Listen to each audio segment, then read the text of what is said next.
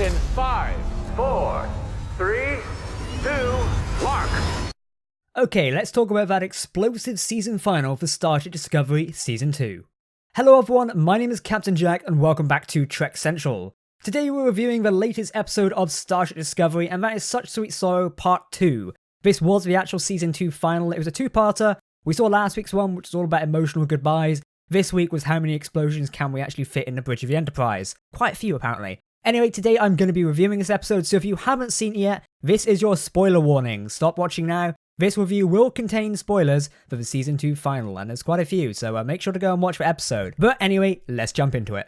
Now, can I just say, the editing and directing and whoever did the visual effects on this episode did a fantastic and outstanding job. This episode looked better than all the others. Now, we knew this episode would be very explosive following on from last week. Again, last week was all about goodbyes, whereas this week was about the actual fleet battle and explosions. The visual effects and the camera work on this episode alone are absolutely fantastic. The VFX guys definitely should be either nominated or bloody win an award for this one, because it really was quite well. Seeing the Enterprise and Discovery actually in a fleet battle for a change was very nice. I know Star Trek's not always about how many explosions we can shove into a scene. However, when you've got modern television like this and fantastic visual effects, I do love seeing the ships go toe-to-toe with an armada. It is quite nice, and it was brilliant seeing the Enterprise firing its original blue phasers, which were just lovely. I loved them. Had its photon torpedoes as well, and Captain Pike in the yellow uniform. There's another scene I'll talk about the Enterprise in a moment, but so far I am loving this episode. But let's get into a few bits about this episode and what makes it special.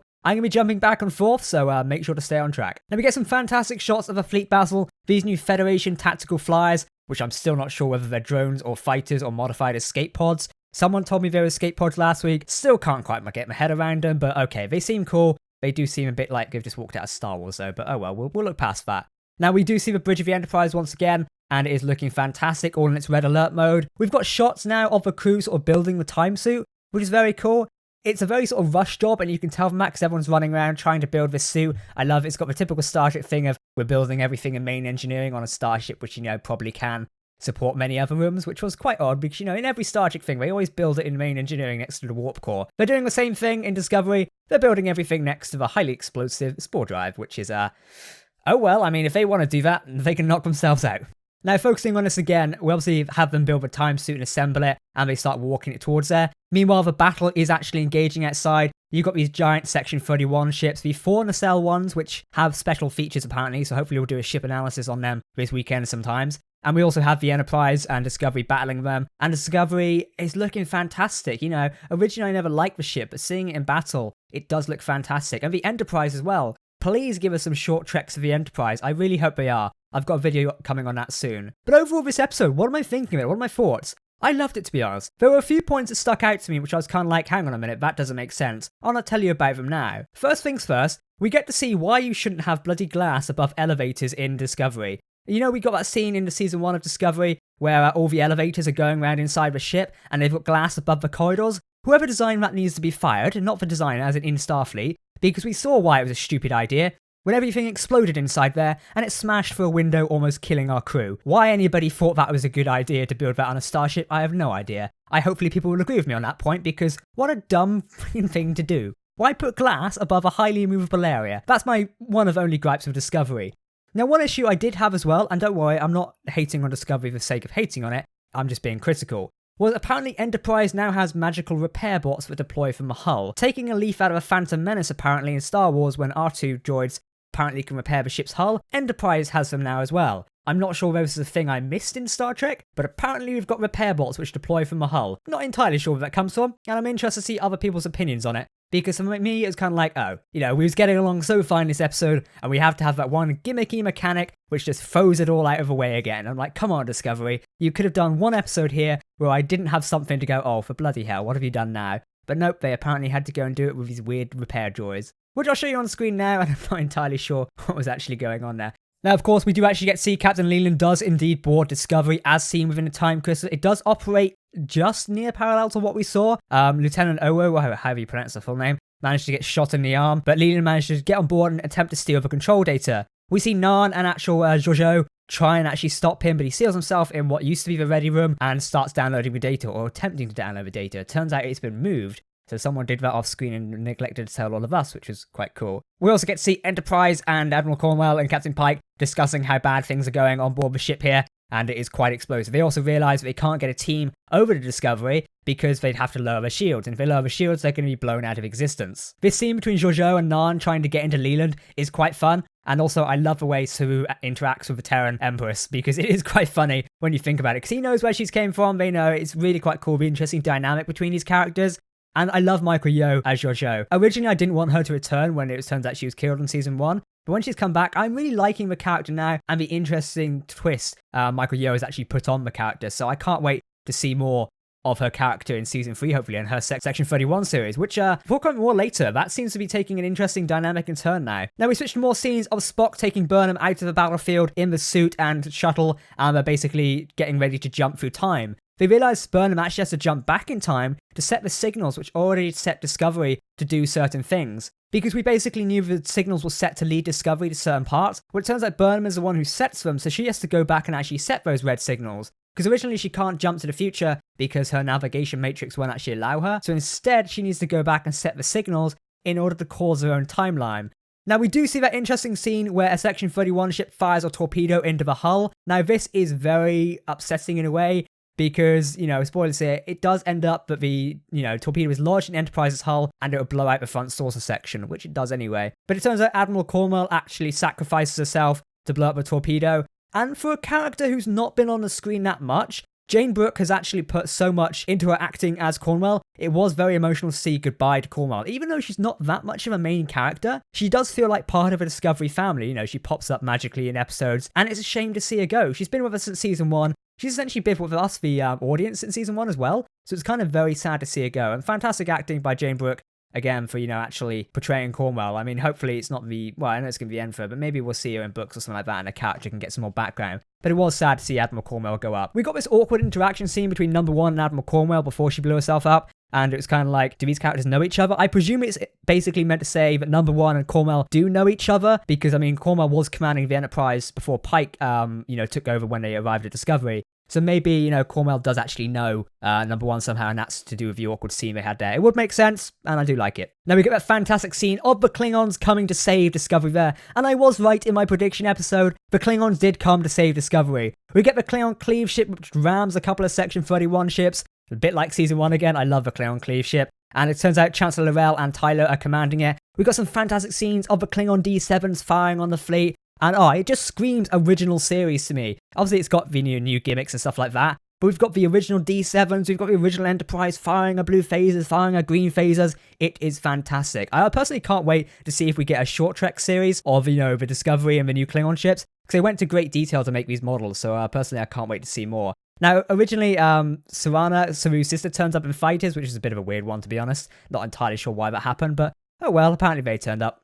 Now, the final closing scenes of this episode, we do end up seeing that, Burnham takes the suit. She's returned from the past now into the present day, and she takes the suit and begins to fly towards the future. Meanwhile, Georgiou has actually defeated Captain Leland. She put him in the spore drive cube, magnetized the floor, and apparently that ripped the nanites out of him, which also paused all the control ships. Kind of really does remind you of a Borg when you think about it. But oh well, it kind of reminds me of Battle Droids from Phantom Menace again. Lots of references here today for some reason. Now we see the Discovery and Burnham's suit go to the future, or what is implied as a future. They're going through the time vortex, or a quantum singularity, as it's called in Star Trek, and they're going through there. We got a bit of emotional scenes of everyone remembering Discovery, Savannah, Tyler, Laurel there as well, and Pike and Spock on the bridge of the Enterprise saying goodbye to the Discovery.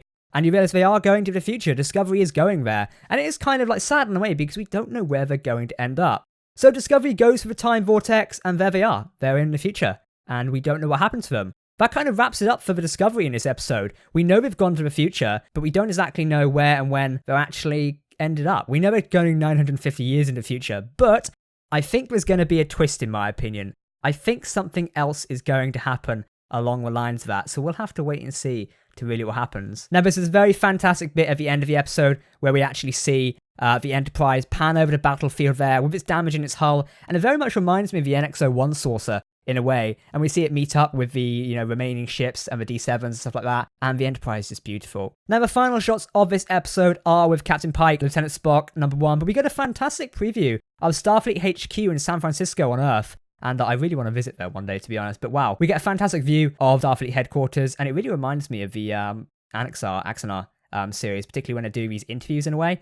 We see Tyler, Pike, and Number One being interviewed, and Spock, by what is most likely a Starfleet admiral. Kind of looks like Leland from the back, but obviously it's not going to be. I'm not sure why. The character is made to be like a faceless admiral in a way, but I don't know. When I look at the back of his head, I just get visions of Leland in a way, and I'm slightly concerned about that because he should have been defeated. And they basically say they swear never to speak about Discovery again because it would be treason to do so. So they nicely wrap up the timeline for Star Trek by explaining we can't speak about Discovery, hence why it's never mentioned in any Star Trek lore that we see from the original series right up to the Next Generation, DS9 and Voyager. It does make a lot of sense, and is quite logical in a way, I guess you could say, in the words of Spock. So that kind of nicely ties that. Now, Ash Tyler is actually made commander of Section 31, so he's put as head of the organization because Starfleet realized they need to massively shake it up. So I expect now we'll see Section 31 take a backseat in the galactic politics range from now, because they're going to pack up and basically go home because Section 31 can't operate like they are. I've got another video coming on Section 31 very soon, so keep an eye out for that. Now, the final ending scenes of the episode is a monologue by Lieutenant Spock. I was going to say Captain then. Basically talking about thinking of Burnham every day and where she's gone, and he hasn't seen the signal yet. We see him put on his iconic blue uniform that we see him on the Enterprise. He takes to the Enterprise bridge, and they discover the seventh signal. And we do see Spock, Lieutenant Spock, so played by Ethan Peck, in the original blues uniform, with his actual no beard this time and the bowl cut. It looks fantastic in a way. He does look different, obviously, because we've remembered him a beard for the last episode, so it takes some getting used to, but wow, he does look brilliant in it, and Ethan Peck just portrays the role so well. We see Captain Pike take the chair of the Enterprise once more, Number One taking the helm, and they get ready to leave space dock. Now, they go out to investigate a new moon, apparently, but they do see the seventh signal has arrived in the galaxy to signify that Burnham and Discovery have arrived safely. So we, the viewers, know they've got there somewhere, but we don't know where exactly they've gone, which is a shame. Where exactly has Discovery ended up? It's definitely a thought for another time, and we'll have to see that in Season 3. So it ends off in the episode of Pike commanding his version of the Enterprise as they go off to warp to go and investigate something else in the Star Trek universe. And that ties up our Season 2 final for Star Trek Discovery. Some closing thoughts, a fantastic episode. You know, there were some gimmicky things there about droids on the hull and a few emotional moments which probably could have been cut down a little bit. But overall, this was a very explosive season final, and it's definitely better than anything Season 1 produced. At the very closing shot, you do see the red signal in the distance, alluding to the fact Discovery has survived and gotten somewhere, but I expect we'll have to wait till the end of the year to actually even see more of what Season 3 might bring for Discovery. Hell, we're going to probably have to wait till early 2020, because we know we've got the Picard series this year, so that's going to take precedent now. But well, there we go. That is the end of Star Trek Discovery. You're probably thinking, Jack, what do you honestly think of this season of Discovery? Well, I'll tell you in a new video coming next week. But in the meantime, I've thoroughly enjoyed this episode of Star Trek Discovery. Season 2 blew me away with its expectations, and this episode as well was fantastic. Like I say, a few gimmicky things I didn't like, and the ending bit to this where they played the original music as well, honestly, beautiful. What else can I say about this episode apart from, you know, it was a fantastic ending way to end Star Trek Discovery Season 2. I personally can't wait to see the future of Discovery in Season 3 and where they've ended up, and it's nice to know they've taken quite a few of the main characters with them. It's a shame to see we're leaving behind Ash Tyler, Captain Pike, Number One, and Spock, but we know a few of their futures, but we don't know anything about Ash's, so maybe we're going to see something in throughout books or maybe some short treks or something like that of what he does with Section 31, because we know he's setting up Section 31 to be what it is in DS9 and stuff like that, so it does make a lot of sense. But I guess for the moment, that is the end of our episode reviews for Season 2 of Star Trek Discovery. Thank you for everyone for joining me on Trek Central while we've been reviewing these episodes. It has been a pleasure. Stick around the channel, and if you are new, make sure to subscribe and like, as we're going to be analysing every little bit of detail from this episode to see what we can speculate about Season 3 of Discovery. We know it's definitely confirmed, it's not cancelled or having any troubles, it's confirmed for next year, 2020, and more details will be releasing probably later this year, before the Picard series airs, I think. But in the meantime, I've been Captain Jack here on Trek Central. I do hope you enjoyed watching us today, and I will catch you next time. Goodbye.